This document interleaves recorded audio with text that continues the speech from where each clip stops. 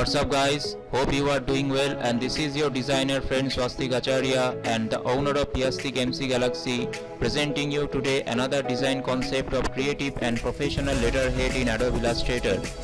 The basic concepts of designing a printable letterhead are the same here, like taking a letter size page of 8.5 into 11 inches by size and with 300 DPI CMYK color resolution and 0.125 of grid sizes.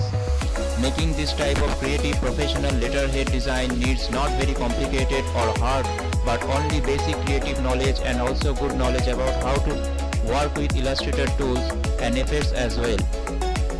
Watch the tutorial till the end, and I hope all of you guys, either you are beginner, intermediate or an expert designer, will get a new idea and design concept regarding professional letterhead designing in Illustrator.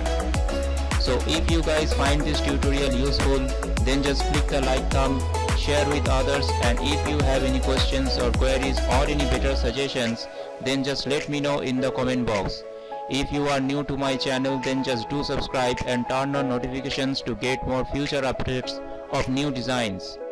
So thank you very much guys. Keep designing, keep learning, stay tuned, always stay safe and take care.